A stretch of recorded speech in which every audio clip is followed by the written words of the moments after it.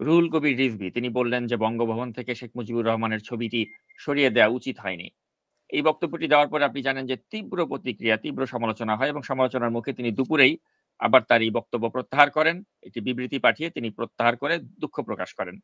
তো আমার প্রশ্ন হচ্ছে যে এই যে গান্ধীবাদী কথাবার্তা, যে মানে অতিমাত্রায় ভদ্রতা, যারা স্বৈর শাসন করে বিএনপির মতো একটি দলকে একেবারে ধ্বংস করে দিতে চেয়েছিল এবং যাদের মূল পুঁজি ছিল ওই বঙ্গবন্ধুর ছবি এবং ওই ছবিটাকে পুঁজি করে তারা যত ধরনের অপকর্ম করেছে, সে স্বৈরাচার ফ্যাসিস্ট আওয়ামী লীগ সরকার, যে একটা শেখ মুজিবের ছবি বা মুজিব কোট এগুলোকে ব্যবহার করে যত অপকর্ম 15.5 বছরে করেছে, এখন তার প্রতি সিম্প্যাথি দেখিয়ে রুহুল কবির রিজভী বলছে যে তার এই ছবিটি থেকে সরানো উচিত হয়নি। আবার বলে আবার দুপুরের মধ্যে আবার বক্তব্য প্রত্যাহার করলো এবং এই জন্য দুঃখ প্রকাশ করলো। তো আমার কথা হচ্ছে এই যে বিএনপির একটা দোদুল্যমান অবস্থা, যে তারা এত মাত্রায় বিনয় বা ভদ্রতা দেখাতে যাচ্ছে একটা পতিত স্বৈরাচারের প্রতি বা স্বৈরাচারের আব্বার প্রতি, আপনি এই বিষয়টা কিভাবে দেখছেন? রুহুল কবির রিজভী তো একজন লার্নেড মানুষ হিসেবে আমি জানি, যথেষ্ট পড়াশোনা জানে। আমার মনে হয় এটা তার স্লিপ অফ টাং বলেন বা স্লিপ অফ তার প্যান বলেন, যেটাই বলেন হয়তো হয়েছে। এখানে একটা জিনিস আমাদেরকে মনে রাখতে হবে আমার ক্ষুদ্র জ্ঞানে, শেখ মুজিবুর রহমানের নির্মোহ আপনার একটা, আমি কি বলবো, এটা যদি আমরা বিবেচনা না করি, what was Sheikh Mujib, what role he played in his life, এটা যদি আমরা সম্পূর্ণরূপে না জানি তাহলে কিন্তু বাংলাদেশের ইতিহাস এরকম বিকৃতিই থাকবে। তো রুহুল কবির রিজভীর মতো মানুষ যদি বিভ্রান্ত হয় তাহলে বাংলাদেশের সব মানুষই বিভ্রান্ত হবে। এখানে আমি মাহফুজ আলম যে কাজটা করেছে আমি এটাকে সমর্থন করি। কেন সমর্থন করি?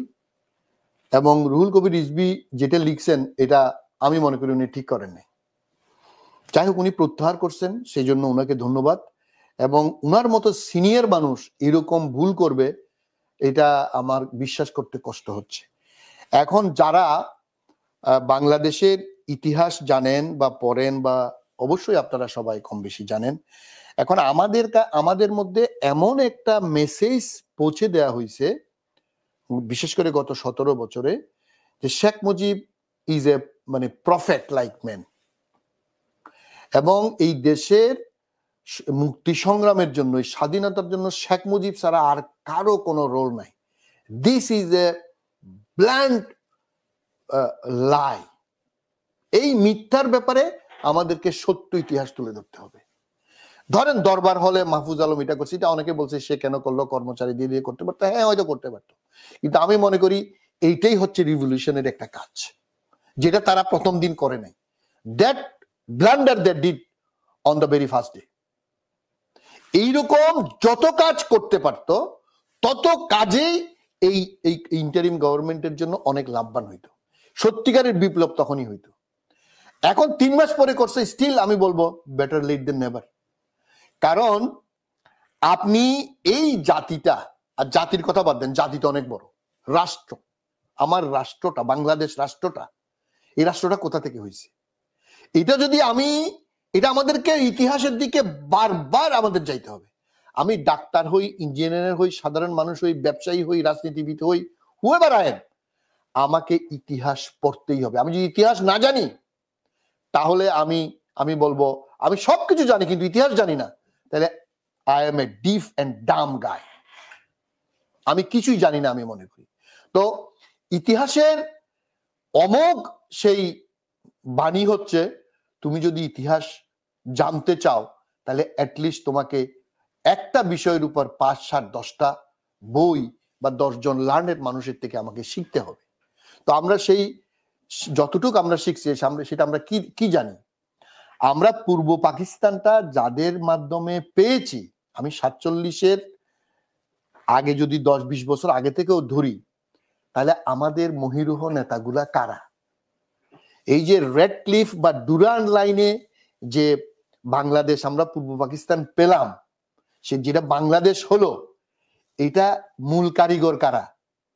শেখ মুজিবের বাবার সাধ্য ছিল যে 1 ইঞ্চি আনতে পারছে 71-এ। 75% স্বাধীনতা আমাদের 1947 সালে হয়েছে, এবং সেটা 14 আগস্ট হয় না, সেটা হয়েছে 20 জুলাই। সরি 20 জুন এবং 6 জুলাই সিলেট আসছে। এগুলো বারবার করে আমাদেরকে ইতিহাসের দিকে যাইতে হবে। এবং সেই পূর্ব পাকিস্তান না হলে কারো বাবার সাধ্য ছিল আজকে বাংলাদেশ পাইতো? হ্যাঁ, আজকে আমাদের মাওলানা ভাসানী, আমাদের একে ফজলুল হক 1954 সালে ফজলুল হক যখন আপনার এই যে যুক্তফ্রন্টের প্রধানমন্ত্রী, পূর্ব পাকিস্তানের মুখ্যমন্ত্রী, তখন ঢাকা থেকে করাচিতে, তখন করাচি রাজধানী পাকিস্তানের, করাচি ডাইরেক্ট ফ্লাইট ছিল না, উনি কলকাতা হয়ে ঢাকা থেকে কলকাতা, কলকাতা থেকে করাচি যেত। এই বাগের তাকে এমনিতে তার নাম শেরে বাংলা। উনি কলকাতায় 54 সালে বলছিলেন সেই বিখ্যাত এয়ারপোর্টে, বলে যে আমি তো এখনো কলকাতা থেকে যেতে হয়, এই শ্যামা প্রসাদরা ভুল করছে, কলকাতা সহ পুরা বেঙ্গল আমরা এক চাই। কলকাতায় দাঁড়িয়ে এই আমাদের শেরে বাংলা বলছিলেন। শ্যামা প্রসাদ তো ভুল করলো।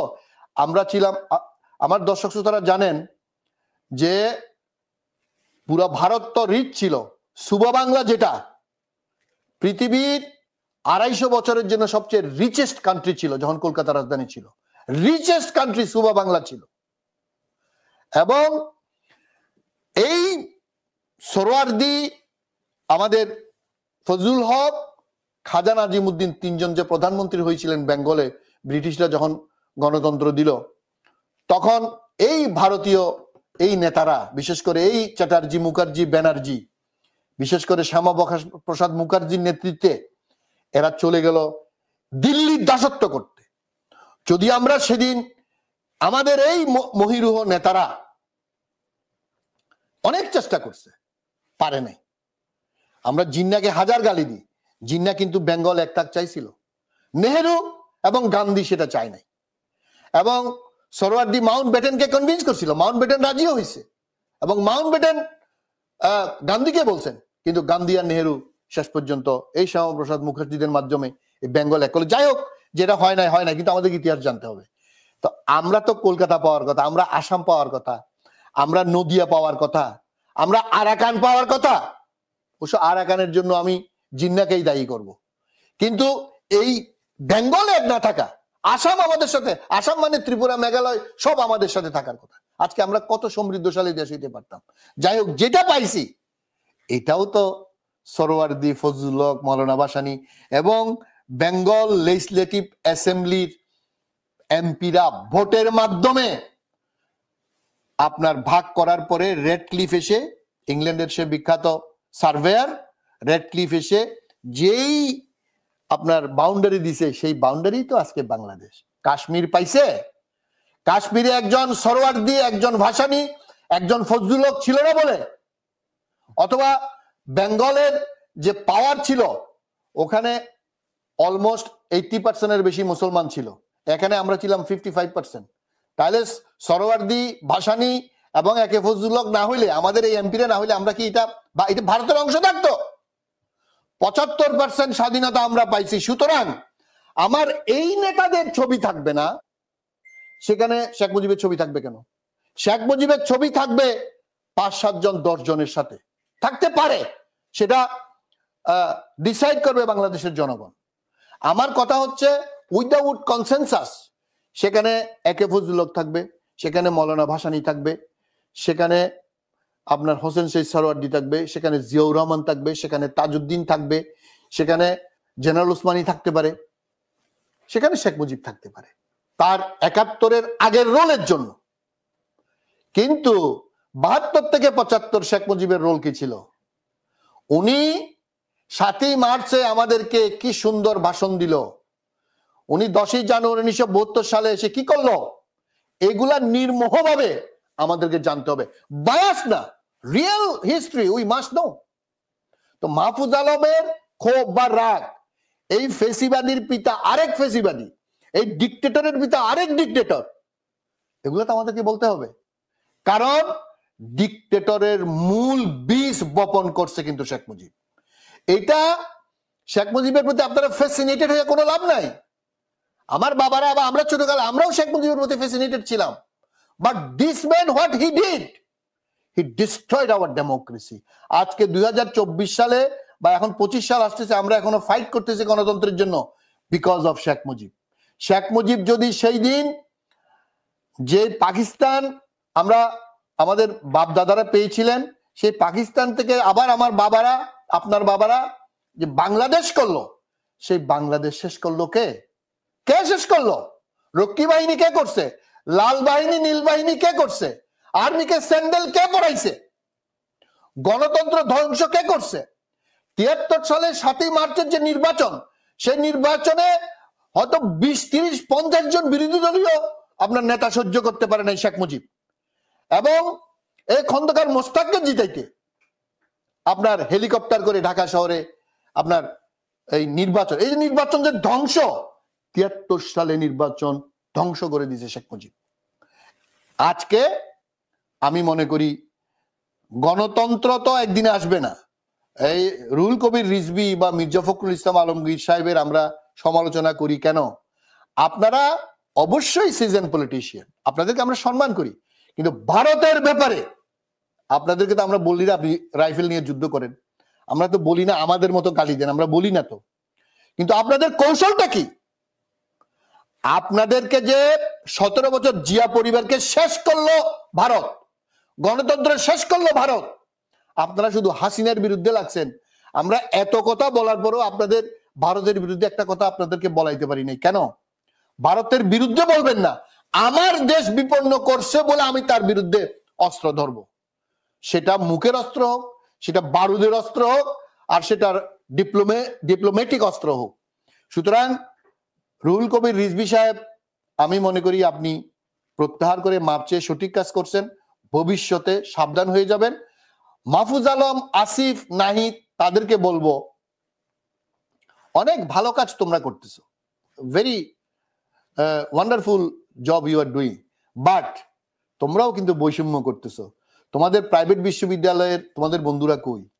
মফস্বলের বিশ্ববিদ্যালয়ের বন্ধুরা কই? শুধু ডক্টর মোহাম্মদ ইউনূসকে দোষ দিলে হবে? এই যে উপদেষ্টা নিয়োগ নিয়ে এত আলোচনা সমালোচনা হচ্ছে, তোমরা উপদেষ্টা পরিষদ এটা আলোচনা করো না? কেন করো না? এই যে ইকুয়াল ডিস্ট্রিবিউশন নিয়ে তোমরা যে বৈষম্য বিরোধী এত আন্দোলন করলা, সেই আন্দোলনের ফসল আজকে আমরা গণতন্ত্র আশা করতেছি। তো তোমরা যদি এগুলা আগে সমালোচনার আগে তোমরা এই যে সারজিস আলম আপনার স্ট্যাটাস দিচ্ছে কেন? তোমরা নিজেরা আলোচনা করে সেটা এই উপদেষ্টা পরিষদের মিটিং এর আগের দিন পাঠাও। উনি তো প্রতি মঙ্গলবারে উপদেষ্টা পরিষদ ডিক্লেয়ার করছে যে আমরা লাঞ্চ করবো একসাথে। উপদেষ্টা পরিষদ নিয়োগ হবে তো গত 2 সপ্তাহ 3 সপ্তাহ ধরে জল্পনা কল্পনা চলতেছে। তাহলে তোমরা এখানে এই কোনো কিছু পাঠাও না কেন? শুধু ইউনূস সাহেবের দোষ দিয়ে লাভ আছে? ইউনূস সাহেব দোষ দিয়ে তো লাভ নাই। He is engaged in so many things. তো বিএনপি কে বলবো আপনারাও প্রতি সপ্তাহে আমরা দেখতেছি শনিবারে মিটিং করেন। জামাতকে বলবো আপনারাও মিটিং করেন। হাফিজউদ্দিন সাহেব সেদিন দেখি মন্তব্য করলো যে এই সরকার কি 20 বছর থাকবে নাকি? আপনার মতো একজন সিনিয়র বিএনপি নেতা এভাবে মন্তব্য করা তো দরকার নাই। আপনাদের সাথে যে প্রতি শনিবারে উনি মিটিং করেন, তো শনিবারে আপনারা এগুলো বলতে পারেন না যে আপনি উপদেষ্টা নিয়োগ করবেন, আমাদের সাথে ডিসকাস করবেন, বা আমাদের এই লোকগুলো আছে, জামাত বলবে, বৈষম্য বিরোধী ছাত্ররা বলবে, আর সবাই বলবে, সেখান থেকে একটা নেগোশিয়েট করে একটা করেন। কিন্তু এইভাবে ঢালাও ভাবে সমালোচনা করে, এবং আবার এই যে নাহিদ আসিফরা, তোমাদের ভালো কাজের আমরা সমালোচনা, ভালো কাজের আমরা অ্যাপ্রিসিয়েট করব, আমরা সাধুবাদ দিব, কিন্তু এই যে সুপারিশ করবা আবার আরেকজনে নিয়োগ করলে সেটা সমালোচনা করে একবারে জান বাইর করে ফেলবা। আর আবার বলি, আমাদের বন্ধু ইনফ্লুয়েন্সার যারা, আপনারা এত বেশি কইরেন না ভাই, একটু রয়ে সয়ে করেন। আবার ওই যে ফেসবুক লাল করা, এই লাল আর কেউ করবে না ভাই, এটা লাল টাল এগুলো বাদ দেন। এখন অনেক কষ্টে সবাই কষ্ট করছেন, আমাদের এপ্রিসিয়েট করতে হবে যারা বাংলাদেশে থেকে যুদ্ধ করছে। আমরা করছি একটা সেফ জায়গায় থেকে, যারা বাংলাদেশে থেকে করছে, যারা জেল খাটছে, আমরা যত সমালোচনাই করি, এই যে বিএনপি জামাতের টপ থেকে নেতা পর্যন্ত, ওরা জেল খেটে মাইর খেয়ে গুম হয়ে ওদের জীবন বিপন্ন, লাইফ বিপন্ন, পারিবারিক লাইফও নাই। সুতরাং তাদের সমালোচনা করার আগে একটু নিজেদেরকে হিসাব করা উচিত বলে আমি মনে করি। তো পরিশেষে শুধু এইটাই বলবো আপনার কথায়, শেখ মুজিবের রোল উই মাস্ট নো, এটা থ্রেড বেয়ার ডিসকাশন হইতে হবে এবং এটা বাংলাদেশের মানুষের কাছে ছেড়ে দিতে হবে। এটা বিএনপিকে বলবো, বিএনপি এখানে আমতা আমতা করে, কিছু নেতা এরকম কিছু নেতা ওই রকম, গান্ধীবাদী হবে না। শেখ মুজিবের ব্যাপারে, 15ই আগস্টের ব্যাপারে, 7ই নভেম্বরের ব্যাপারে একই মানে এক সুরে কথা বলতে হবে এবং সেটা হইতে হবে বাস্তবসম্মত। বাংলাদেশের মানুষের কাছে এটা একটা রেফারেন্ডাম হওয়া উচিত যে শেখ মুজিবের এই রোল, সরোয়ার্দির এই রোল, জিয়াউর রহমানের এই রোল, ফজলুল হকের এই রোল, মৌলানা ভাসানীর এই রোল, তাজউদ্দিনের, জেনারেল ওসমানের এই রোল, সেক্টর কমান্ডারদের এই রোল, এগুলো আমাদেরকে একদম অথেন্টিকেট করে নির্মোহভাবে সম্পূর্ণ সত্য ইতিহাস আমাদের পরবর্তী জেনারেশনকে আমাদেরকে দিলে আমার মনে হয় আর এই কন্ট্রোভার্সি থাকবে না।